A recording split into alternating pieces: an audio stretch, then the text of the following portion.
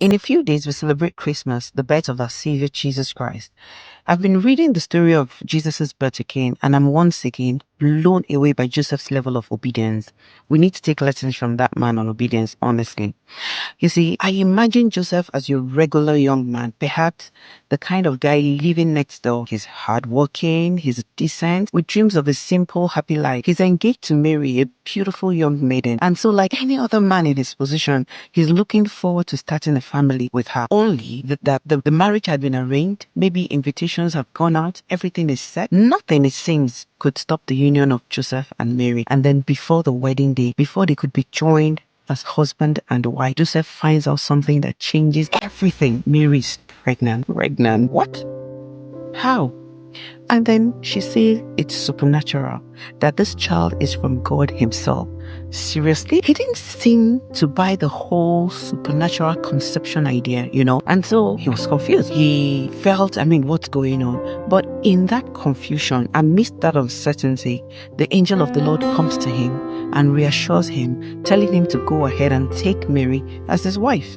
Thankfully, the Bible said that he woke up from that dream and he did what the angel of the Lord had commanded him, and he took Mary home as his wife. And not just was he a husband to Mary, he became Jesus' earthly father, caring, protecting them, providing for their every need, like any loving father would for his beloved family. How different the Christmas story would have been without Joseph's obedience. And funny enough, this is even not the only time that he obeys.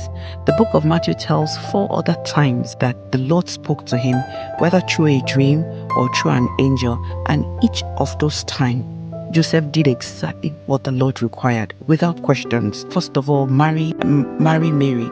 He goes ahead, marries her. Remember that this is a carpenter businessman. He had business. He probably had chairs and tables he was making.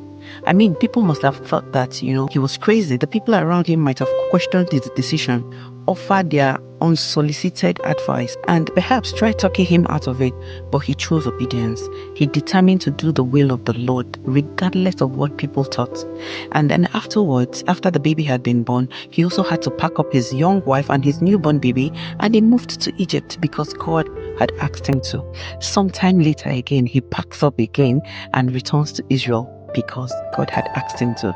Afterwards again, he moves his family to a new area, an obscure town called Nazareth, because God asked him to. Joseph always acted in obedience, and usually immediately. And all of this for a child his new wife had gotten pregnant with out of wedlock, leaving his business, disrupting his plans, his reputation, laying aside his own rights so that he could honor the Lord.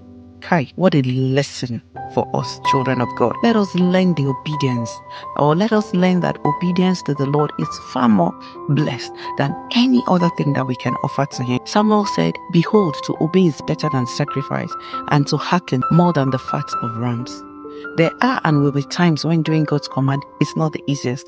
There will be times when doing His commands is not the most convenient.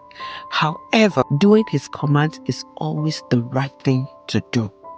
And also, if we reflect on the narratives of our own life, we would see many male and female Josephs, the Josephs who played quiet yet significant roles in shaping our story, the Josephs who taught us and cared for us as we journeyed to our Bethlehem, the Josephs who protected us when the heroes of this world sought to kill us. I remember some of my Josephs, and I'm deeply thankful for their obedience, because without their obedience, my narrative would probably not have been the same. So let's take these lessons from the life of Joseph and ensure that the same character of obedience is found in us, not just at certain times or certain areas of our lives, but every day in every way. I hope that this little clip blesses you.